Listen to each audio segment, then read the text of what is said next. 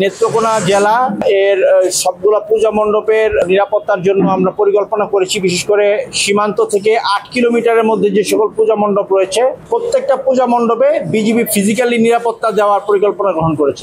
তার মধ্যে দুর্গাপুর একটি সবথেকে সংবেদনশীল একটি এলাকা আপনারা জানেন, এবং দুর্গাপুরে আপনারা জানেন এখান থেকে প্রায় 1 কিলোমিটার রেডিয়াসের মধ্যে অলমোস্ট 16টা এখানে মণ্ডপ হয়ে থাকে, এবং মণ্ডপের প্রতিমাগুলো সবগুলো এইখানে আমাদের কেন্দ্রীয় মন্দিরে এখানে এগুলো সাজসজ্জা এবং অন্যান্য যেই ফুটিয়ে তোলার কাজগুলো এখানে চলে। ফলে এখানকার যেন কোনো প্রকার নিরাপত্তার বিঘ্ন সৃষ্টি না হয়, এই জন্য আমরা আজকে থেকে এইখানে আমরা ক্যাম্প করেছি। এই আমাদের যে অডিটোরিয়ামটি রয়েছে দুর্গাপুর উপজেলা পরিষদ অডিটোরিয়াম, সেখানে আমরা 2 প্লাটুন বিজিবি মোতায়েনের মাধ্যমে আমরা এখানে একটা ক্যাম্প স্থাপন করেছি। এই ক্যাম্প থেকে মূলত এই 16টি যে মণ্ডপ যেগুলো হবে প্রত্যেকটা আমরা রেকি করছি, এবং সেখান থেকে সংশ্লিষ্ট কমিটির প্রত্যেকের সাথে আমাদের যোগাযোগ এবং লিয়াজও সাধিত হচ্ছে। এর পাশাপাশি আপনারা জানেন যে দুর্গাপুর বাজার হিন্দু জনবল বা সনাতন ধর্মাবলম্বী জনবল অধ্যুষিত একটি বাজার। এখানে তাদের ব্যবসা প্রতিষ্ঠান থেকে শুরু করে বসুন্ধরা ডায়াপেন্ট এখন আরো উন্নত। এই hot air through top sheet দ্রুত শোষণ করে সোনামণিকে দেয় কোমল অনুভূতি।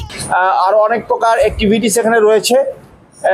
পুরো দুর্গাপূজার সময়টাতে যেন কোনো প্রকার সংবেদনশীলতা সৃষ্টি না হয়, এবং যেটা কমিউনাল হারমোনি অর্থাৎ আমাদের সাম্প্রদায়িক যেই বর্তমান যে সম্প্রীতিটা রয়েছে এই সম্প্রীতিটা যেন কোনো অবস্থাতে বিঘ্নিত না হয়, এই জন্য আমাদের কর্তৃপক্ষ সর্বোচ্চ প্রায়োরিটি স্থাপন করেছেন।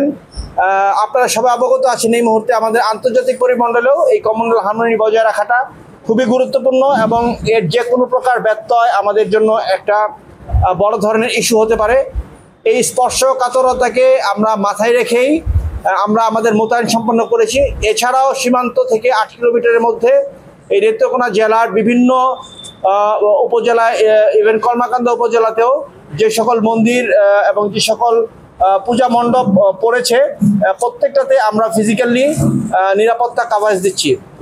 পাশাপাশি এগুলো আমরা গোয়েন্দা তথ্য সংগ্রহ করা ছাড়াও অন্যান্য আইন শৃঙ্খলা রক্ষাকারী বাহিনীর সাথে আমরা সমন্বয় সাধন করছি, এবং কোনো অবস্থাতেই যেন সংঘবদ্ধ বা বিচ্ছিন্ন কোনো উপায়ে যেন কোনো প্রকার নাশকতার মাধ্যমে সনাতন ধর্মাবলম্বীদের এই উৎসবের উপলক্ষকে যেন বিতর্কিত করার চেষ্টা না হয়, সেজন্য আমরা সর্বোচ্চ তৎপরতা বজায় রেখেছি।